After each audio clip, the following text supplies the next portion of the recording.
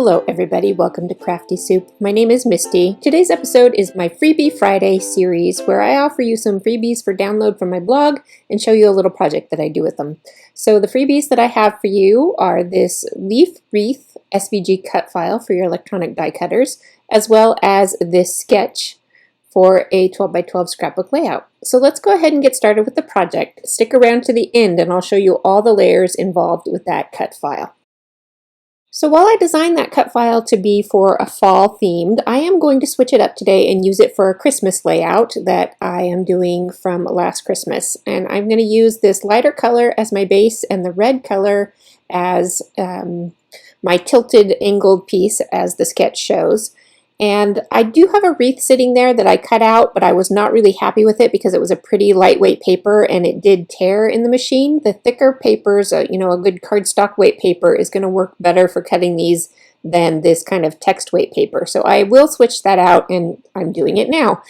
So I cut that out of another sheet of cardstock and I was much happier with the results there. And as you can see, there is the wreath and it cut out very nicely and didn't have any issues. So now you can totally leave this wreath as is, but there are pieces in there that are extra pieces for backing your cut files and also extra pieces for cutting out if you wanted to add more to this layout, which I am going to do. So I chose greens and blues to go with this Christmassy layout, and I am backing each of those little leaves, and I like that I designed these cut files with pre-made backings so that you don't have to do all that work. And once that is done, I did go ahead and use some heavyweight vellum to cut out extra leaves to add more layers and texture to this layout, and I do fuss with it a little bit, trying to figure out where I want everything to go. Eventually, I cut out some more leaves with a silver paper. Now, all of these papers, except for the two background papers, I had in my scrap bin, so I'm just using up leftovers, and that's a nice thing about cut files. So I get everything glued down. I do set the silver aside because I'm really not sure about it at this point. And I go ahead and start getting my main focal photo in place so that I know where that's going to end up being before I move on to the rest of the layout.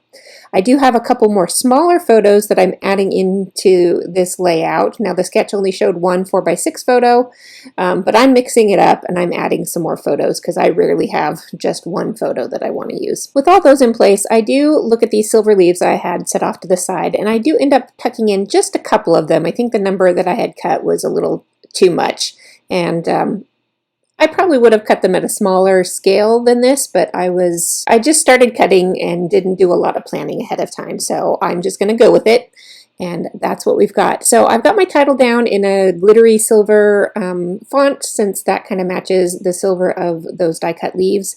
I throw on a couple quick enamel dots, I add my journaling, and then I take it to my sewing machine and I add a couple of small lines of silver stitching and red stitching, and I'm going to call it good right there. The wreath has enough fullness and depth to it that I don't feel like I need a lot of extra embellishing. So here are a few of the close-up pictures, and like I said, I will show you all the layers to this cut file. Here it is in my Cricut software, and of course this will work in most electronic die cutting machines. When you get this file in there, it has several layers, groups to it. So the gray leaves are a group that are just leaves that you can cut as is. That leaf will overlay on top of part of the wreath, as well as it will overlay on top of the extra leaf of the shadow. Now you can always resize all of this. Just make sure that you have both pieces if you're going to have an overlay and a background piece, that you resize them together so that they will end up being the same size.